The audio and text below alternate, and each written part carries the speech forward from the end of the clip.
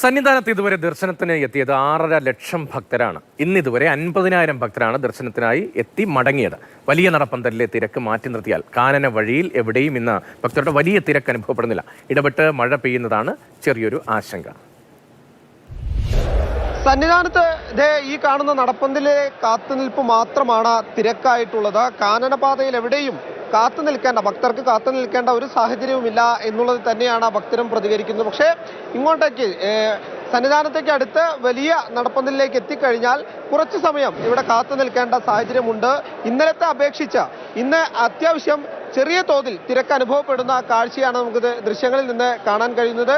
സൂപ്പറായിരുന്നു, ഒരു കുഴപ്പമില്ല, വളരെ ഭംഗിയായിട്ട് കയറി, നല്ല സുഖമുണ്ടായിരുന്നു. വേറെ പ്രശ്നമല്ല, നല്ല ഭംഗിയായിട്ട് പോകുന്നത്. നടപ്പന്തലിൽ മാത്രമേ ഇത്തിരി വന്നുള്ളൂ, വേറെ കുഴപ്പമൊന്നും എല്ലാം സുഖമായിട്ട് പോകുന്നുണ്ട്. അവിടെ നല്ല കുഴപ്പമില്ലായിരുന്നു, നന്നായിരുന്നു. ഒരു 250 മീറ്റർ മാത്രം ഇപ്പം നമ്മൾ ക്യൂവിൽ പെട്ടിട്ടുള്ളൂ. തിരക്ക് മാത്രമല്ല, തിരക്ക് ഇന്നേക്ക് കമ്മിയുണ്ട്, குழப்பமில்ல. யாத்திரைக்கு சுகமாயிருந்தோம். இந்த வருஷம் பரவாயில்ல, கூட்டம் ஸ்ட்ரெயிட்டாக தான் போயிட்டு இருக்கு, ஒன்றும் பிரச்சனை இல்லை. ஃபர்ஸ்ட் ஸ்டார்டிங்கில் தான் கூட்டம் அதிகமாக இருக்குன்னாங்க, இப்போ வந்து பார்த்தீங்கன்னா நார்மலாக தான் இருக்கு. കുഴപ്പമില്ല, അടിസ്ഥാന സൗകര്യം കുറച്ചും കൂടി മെച്ചപ്പെട്ടിട്ടുണ്ട്. இல்ல சாமி, ரெஸ்ட் எல்லாம் நல்லா ஃப்ரீயா பார்த்து தரிசனம், நல்லா தரிசனம், வழி வர எல்லாம் நல்லா இருந்தது. സന്നിധാനത്തെയും പമ്പയിലെയും തിരക്ക് മാനിച്ചുകൊണ്ടായിരിക്കും സ്പോട്ട് ബുക്കിങ്ങിലെ എണ്ണവുമായി ബന്ധപ്പെട്ട കാര്യത്തിൽ ഒരു തീരുമാനമെടുക്കുക. ഇന്നലെ ഏകദേശം 11,000-ൽ പരം സ്പോട്ട് ബുക്കിംഗ് നടന്നിട്ടുണ്ട് എന്നുള്ളതാണ് ഉദ്യോഗസ്ഥർ വ്യക്തമാക്കിയിട്ടുള്ളത്. എന്തായാലും ഇന്ന് ഏകദേശം രാവിലെ വരെ 50,000-നടുത്ത് ഏകദേശം 45,000-ഓളം ഭക്തർ സന്നിധാനത്തെത്തി ദർശനം നടത്തിയിട്ടുണ്ട്.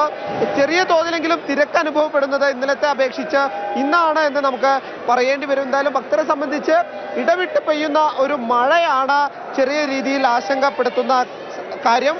ആ മഴ കൂടി മാറ്റി നിർത്തിയാൽ മറ്റ് പ്രശ്നങ്ങളൊന്നും തന്നെ സുഗമമായ ദർശനത്തിന് പിന്നിലില്ല എന്ന് ആവർത്തിച്ച് പറയേണ്ട സാഹചര്യമുണ്ട്. എന്തായാലും ഭക്തരെ സംബന്ധിച്ച് ഈ വലിയ നടപ്പന്തലിലെ ഈ തിരക്ക് കൂടി മാറ്റി നിർത്തി കഴിഞ്ഞാൽ യാത്ര, മലചവിട്ടൽ ഏറ്റവും സുഖകരമായി നടത്താൻ കഴിയുന്നുണ്ട് എന്നുള്ളത് തന്നെയാണ് ഭക്തരും പ്രതികരിക്കുന്നത്.